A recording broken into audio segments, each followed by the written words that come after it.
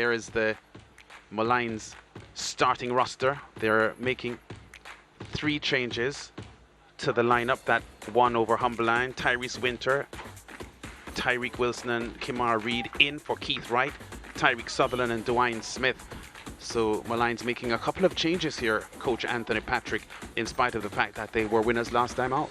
Yeah, I think he's trying to counter this high press and wide play from Cavalier, and so he has gone for more steady fullbacks as well. Yeah, so Maligns looking to get a result here against Cavalier, and a victory against the Cavalier team. If they get it, would be the first in history. Cavalier has a very interesting starting lineup. There are 2 leading goal scorers, Dwayne Atkinson and Chanel Thomas on the bench. Man of the match for them last time, Ronald Webster on the bench. Garael Irving also not there. And in comes the 15-year-old Christopher Ainsworth, the 16-year-old Claire Clark, Colin Anderson and Jamoy Topi, the tall man at 21 years old, 6 feet 5 inches tall, back from USL Championship duties to his local club.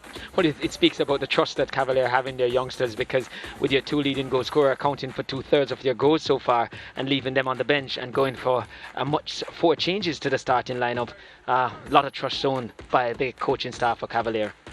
Yeah, and very, very angry for this Maligns team.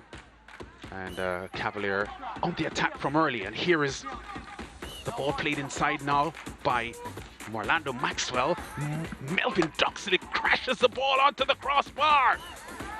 Leaves the crossbar shaking in pretty much the way that an earthquake shook many parts of the Caribbean this morning. Kamoy Simpson on the back post, forced to make 2 saves there as Maligns putting the pressure on.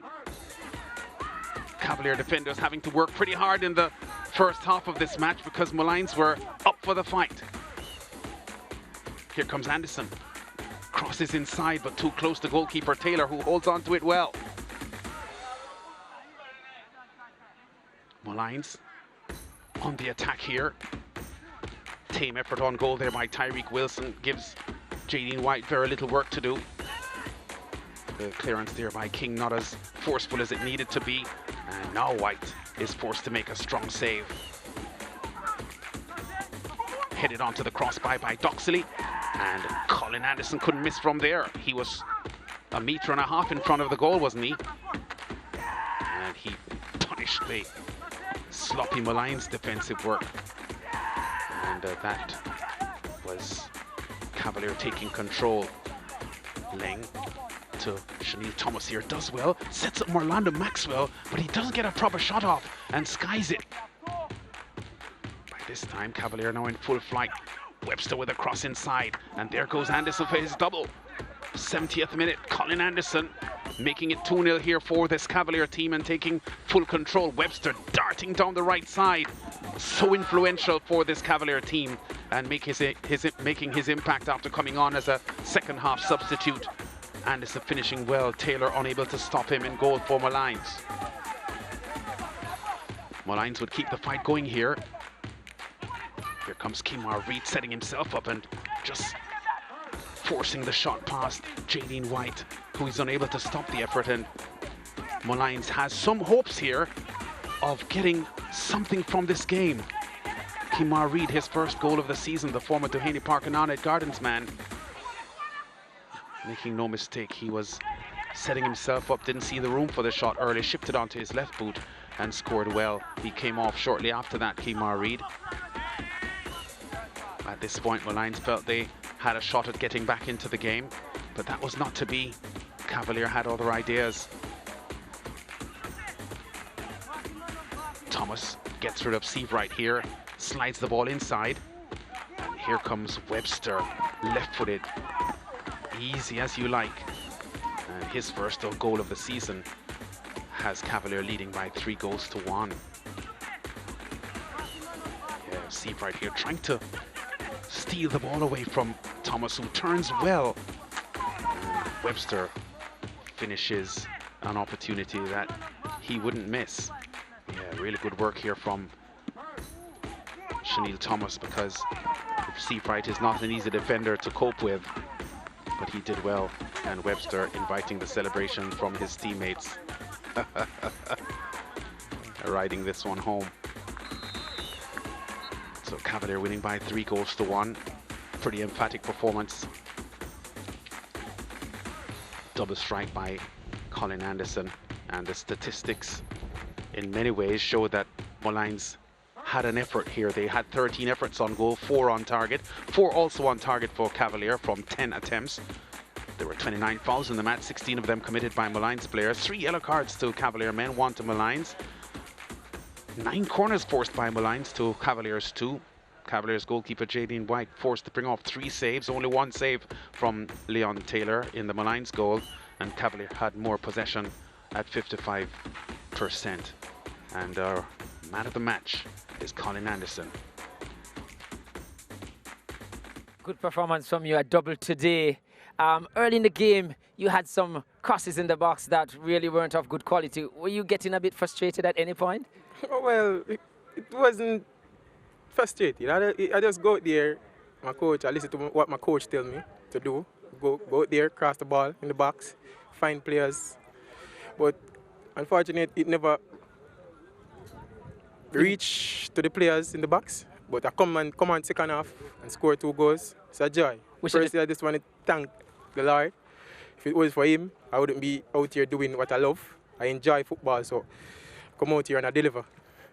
Oh, well, that was a good performance, and long may it continue then. Yeah, thanks very much. All the best.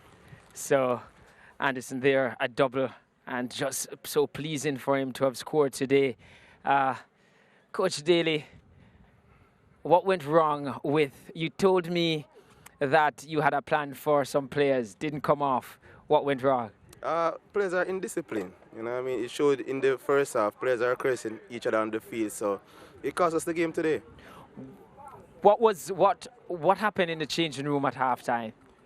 No comment. Just leave it at that.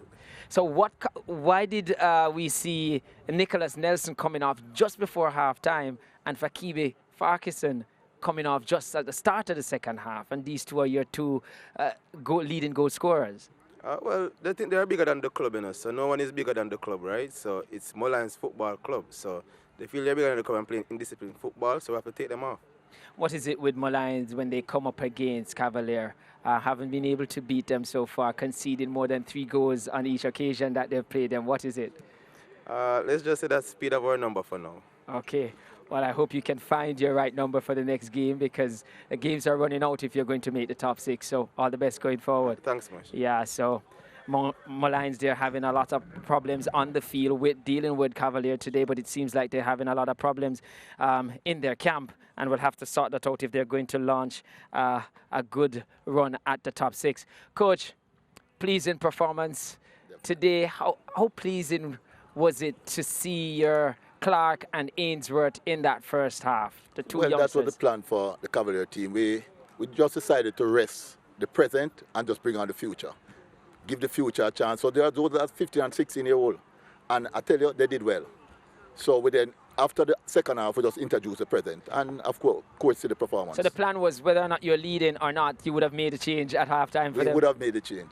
Okay. I mean, in terms of your aspirations, no, you're in 3rd.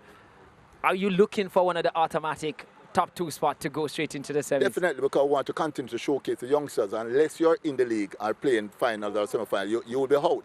So I want to continue with these youngsters and keep showcasing their talents.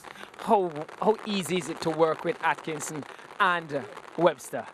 Well, it's pretty easy because they really like football, they love to play, and they want to play. So for football, for them, it's fun and enjoyment, you know. So we have no problem working with them and getting them to the job. Okay, well, good performance today, and long may it continue. Yeah, all the best. you. Yes.